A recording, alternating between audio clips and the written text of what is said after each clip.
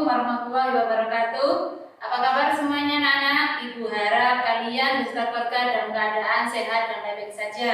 Oke, di awal pembelajaran semester genap ini untuk materi IPA kita mulai dengan materi magnet atau kemagnetan. Untuk materi magnet ini, Ibu yakin semuanya pasti sudah pernah menerima materi magnet ini pas waktu di pelajaran SD atau di pelajaran MI. Magnet. Sekarang semuanya perhatikan ya, di rumah pasti ada sepeda. Coba kalian amati atau kalian ingat-ingat atau kalian perhatikan bagaimanakah caranya agar lampu pada sepeda itu bisa menyala. Pasti semuanya pernah memikirkan kan ya, atau bahkan sudah pernah menyalakannya. Ya benar, lampu sepeda bisa nyala karena ada dinamonya. Apa itu dinamo? Ada yang masih belum paham atau ada yang masih belum tahu dinamo itu apa? Coba kalian perhatikan di roda sepeda itu ada dinamonya. Bagaimana cara menyalakan dinamo agar lampu sepeda bisa nyala? Ada yang tahu? Ya benar, semakin cepat kita mengayuh sepeda, maka semakin besar nyala lampu sepeda itu. Lah, apa hubungannya? Kenapa dinamo sepeda bisa menyalakan lampu yang ada pada sepeda? Untuk itu, hari ini kita akan mempelajari tentang materi magnet atau pemagnetan. Nah, sekarang masuk ya. Kita mulai. Sudah siap semuanya untuk belajar tentang magnet? Oke, magnet. Apakah itu magnet? Ya benar, magnet adalah semua benda atau benda-benda yang bisa menarik benda yang lainnya. Jadi, kalau benda itu tidak bisa menarik benda yang lainnya, bukan disebut magnet. Tetapi kalau benda itu bisa menarik benda-benda yang lain, berarti disebut dengan magnet. Sekarang Ibu tanya, mungkin salah satu dari kalian ada yang mau bertanya atau ada yang berpikir dari manakah asal mulanya magnet itu? Ya benar, magnet itu asal mulanya kita temukan di alam berupa bongkahan batu yang berasal dari kota Magnesian. Di mana letak kota Magnesian itu? Kota Magnesian itu dahulu atau zaman dahulu kala itu terletak di Yunani. Kalau dulu Yunani, tapi kalau sekarang berubah atau menjadi daerah di daerah Turki itu tadi. Untuk selebihnya atau untuk lebih jelasnya mungkin bisa kalian nanti tanyakan ke guru IPS ya. Ya, magnet itu asal mulanya kita temukan dalam sebuah bongkahan batu atau seperti bongkahan batu yang terdapat di alam. Maka dari itu magnet itu disebut magnet alami. Jadi setiap magnet yang kita temukan di alam juga bongkahan batu namanya magnet alami. Tapi kalau dalam kehidupan sehari-hari magnet itu banyak dibuat oleh manusia. Karena dibuat oleh manusia atau buatan manusia, makanya disebut dengan magnet buatan. Paham ya anak-anak? Jadi kalian harus ngerti apa itu magnet. Magnet itu adalah benda-benda yang bisa menarik benda yang lainnya. Next. Benda-benda yang ada di sekitar kita atau benda-benda yang ada di lingkungan kita itu dibagi menjadi 3 macam. Yang pertama feromagnetik. Apa itu feromagnetik? Ya benar, feromagnetik adalah benda-benda yang ditarik kuat oleh magnet. Maksudnya gimana? Coba perhatikan. Sampai kalau di rumah itu ada peniti atau ada paku. Terbuat dari apakah peniti atau paku itu? Terbuat dari besi. Kalau misalnya peniti atau paku tersebut kita dekatkan sama magnet, maka apa yang terjadi? Iya, pasti paku atau peniti tersebut akan menempel pada magnet. Itu artinya kalau besi ditarik kuat oleh magnet. Jadi besi salah satu contoh benda atau bahan feromagnetik, yaitu benda atau bahan yang ditarik kuat oleh magnet. Yang kedua, paramagnetik. Paramagnetik adalah bahan-bahan atau benda-benda yang ditarik lemah oleh magnet. Contohnya aluminium. Tahu kan aluminium? Aluminium salah satu jenis logam yang biasanya dimanfaatkan dalam kehidupan sehari-hari untuk peralatan atau perabot rumah tangga seperti panci. Coba kalau misalnya panci sampai dekatkan sama magnet, apa yang terjadi? Dapat ditarik oleh magnet tetapi lemah. Makanya aluminium merupakan salah satu contoh paramagnetik. Yang ketiga, diamagnetik. Diamagnetik adalah bahan-bahan atau benda-benda yang ditolak lemah oleh magnet, ditolak lemah oleh magnetik. Artinya apa? bisa ditarik oleh magnet tetapi sangat-sangat lemah sekali. Salah satu contohnya yaitu emas. Yang perempuan pastikan punya perhiasan ya. Nanti coba kalau kalian misalnya punya kalung atau punya gelang, coba nanti dikatakan dengan magnet. Apa yang terjadi? Ditolak sangat-sangat lemah. Kalau bisa saya simpulkan, bahkan nggak bisa Bu nempel. Oke, nanti coba kalian amati. Next. Selanjutnya kita akan bahas tentang sifat-sifat magnet. Apa itu sifat-sifat magnet? Sifat magnet yang pertama yaitu magnet selalu menunjuk arah utara dan selatan. Jadi magnet walaupun nanti digantung bebas pasti akan selalu menunjuk arah utara atau menunjuk arah selatan. Next. Sifat magnet yang kedua yaitu magnet memiliki dua kutub, yaitu kutub utara dan kutub selatan. Magnet itu biasanya kalau dalam kehidupan sehari-hari magnet itu ada dua warna hitam sama warna merah. Itu artinya apa? Itu menunjukkan kalau magnet itu memiliki dua kutub, yaitu kutub utara dan kutub selatan. Apa itu kutub-kutub? Kutub-kutub itu adalah ujung-ujung magnet. Ketika ujung-ujung magnet itu diletakkan bebas, maka dia akan menunjukkan arah utara sama arah selatan.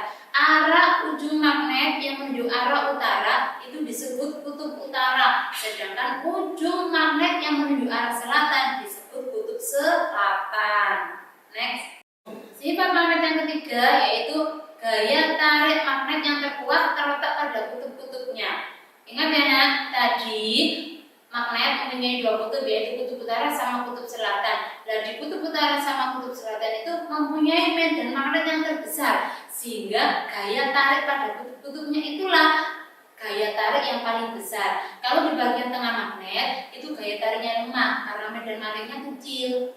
Sifat kemagnetan yang keempat yaitu jika kutub-kutub magnet yang tidak sejenis atau tidak senama didekatkan, maka akan terjadi gaya tarik-menarik. Sedangkan jika kutub-kutub yang sejenis atau yang senama didekatkan, maka akan tolak-menolak. Maksudnya gimana?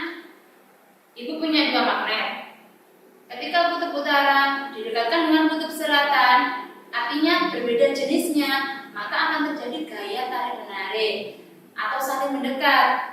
Tetapi jika satu kutub utara didekatkan dengan kutub utara juga, maka apa yang terjadi? Maka yang terjadi adalah gaya tolak-menolak. Lanjut. Sekarang kita akan membahas tentang teori magnet. Apa itu teori magnet? Ketika kita membahas tentang teori magnet, maka kita akan mengetahui tentang magnet elementer. Apakah itu magnet elementer? Magnet elementer adalah magnet kecil penyusun magnet. Coba sekarang kalian perhatikan. Ada dua gambar. Satu baja magnet, yang kedua baja bukan magnet. Di dalam baja tersebut ada garis-garis panah atau panah. Ada garis-garis panah itu tadi. Sekarang kalian lihat tentang yang baja magnet. Lihat garis-garis panah tersebut arahnya sama, susunannya teratur dan rapi. Sedangkan yang baja bukan magnet, garis-garis panahnya itu susunannya berantakan atau tidak teratur, juga arah panahnya tidak searah. Apakah itu artinya? Garis-garis panah itulah yang kita sebut dengan magnet elementer. Magnet-magnet kecil yang menyusun sebuah magnet. Nah, kita lihat karena itu sebuah magnet, maka magnet elementernya dia akan searah. Selain searah akan tersusun rapi atau teratur. Tetapi jika benda itu tidak bersifat magnet, maka magnet elementernya akan tidak tersusun rapi atau tidak teratur dan garis-garis panahnya tidak searah. Jadi ingat ya nak ya, kalau magnet elementernya itu tadi tersusun rapi dan teratur serta arah panahnya sama, maka benda itu mempunyai sifat magnet. Sedangkan jika magnet elementer sebuah benda itu tadi susunannya tidak teratur dan arahnya tidak sama, maka benda itu tidak bersifat magnet. Sekarang kita akan membahas tentang cara membuat magnet. Ada 3 cara untuk membuat magnet. Yang pertama yaitu digosok. Jadi misalnya kita ada sebuah benda, terbuat dari besi. Besi tersebut kita akan jadikan sebuah magnet. Bagaimana caranya? Yang pertama yaitu digosok dengan magnet. Ingat, cara menggosoknya harus teratur. Kalian perhatikan gambar. Kita gosok misalnya yang pertama kutub utara, kita gosok dari arah satu ke arah yang lainnya. Ingat ya, cara menggosoknya harus teratur dan searah. Jadi nggak boleh berulang-ulang arahnya, harus arahnya sama dan teratur. Cara membuat yang kedua yaitu mengalirkan arus listrik DC, atau cara ini disebut elektromagnetik. Apa itu arus DC? DC singkatan dari direct current atau arus searah. Contohnya kalau kalian punya senter atau punya radio, bagaimana cara kalian memasangnya? Pakai apa nak? Pakai baterai. Ya benar, pakai baterai. Kalau baterai tersebut kita pasangnya itu satu saja yang berlawanan, kira-kira nyala apa enggak senternya? Tidak nyala kan? Nah, itu menunjukkan kalau baterai salah satu contoh sumber arus DC atau sumber arus searah. Jadi harus searah untuk memasangnya. Nah, cara membuat magnet yang kedua yaitu dengan cara mengalirkan arus listrik DC. Cara seperti ini, cara membuat magnet dengan mengalirkan arus listrik itu disebut dengan elektromagnetik. Coba sekarang kalian perhatikan gambar. Next. Cara membuat yang ketiga yaitu dengan cara induksi atau imbas, atau bahasa Indonesianya didekatkan. Jadi kita mendekatkan sebuah magnet ke sebuah benda yang akan kita jadikan magnet. Cara seperti itu kita sebut dengan induksi atau imbas. Coba sekarang kalian perhatikan gambar. Ada sebuah besi. Besi tersebut akan kita jadikan magnet. Maka kita dekatkan sebuah magnet.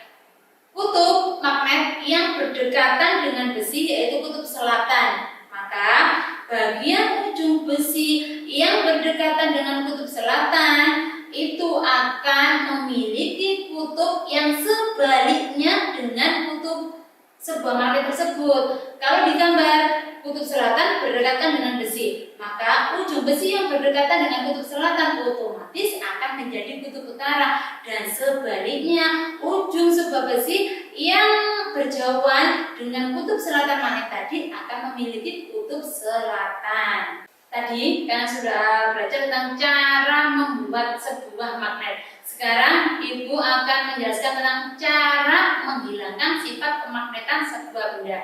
Misal, kita punya sebuah besi tersebut sudah mempunyai sifat magnet sehingga bisa menarik benda yang lainnya. Sekarang bagaimanakah caranya agar besi yang sudah menjadi magnet tadi kehilangan sifat kemagnetannya, tidak bisa lagi menarik benda yang lainnya? Yang pertama yaitu dipanaskan. Kita taruh saja besi tersebut di dekat pembakaran, atau kita masukkan ke pembakaran, atau kita letakkan di atas pembakaran. Maka lama-lama dengan suhu yang sangat tinggi, lama-lama besi tersebut akan kehilangan sifat kemagnetannya.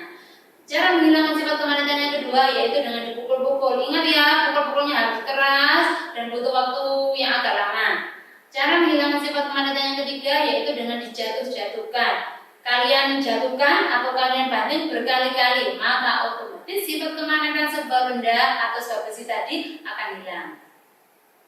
Cara menghilangkan sifat kemagnetan yang keempat yaitu di dalam medan listrik. Apa itu maksudnya? Dengan cara mengalirkan arus listrik bolak-balik. Ingat ya, cara membuat magnet tadi yang kedua yaitu mengalirkan arus listrik DC atau searah. Nah, untuk cara menghilangkan sifat kemagnetannya, berarti sebaliknya kita mengalirkan arus listrik bolak-balik atau AC, singkatan dari alternating current. Dengan cara mengalirkan arus listrik AC, maka otomatis sifat kemagnetan yang ada pada sebuah benda itu tadi akan hilang. Contohnya apa? Arus listrik bolak-balik atau arus listrik AC tersebut kita hubungkan saja di arus listrik ada di rumah kalian. Maka otomatis arus listrik AC akan mengalir pada benda tersebut dan sifat kemagnetannya dari sebuah benda itu akan hilang.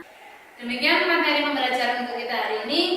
Jumpa lagi di materi selanjutnya. Tetap semangat belajar dan jaga kesehatan. Wassalamualaikum warahmatullahi wabarakatuh.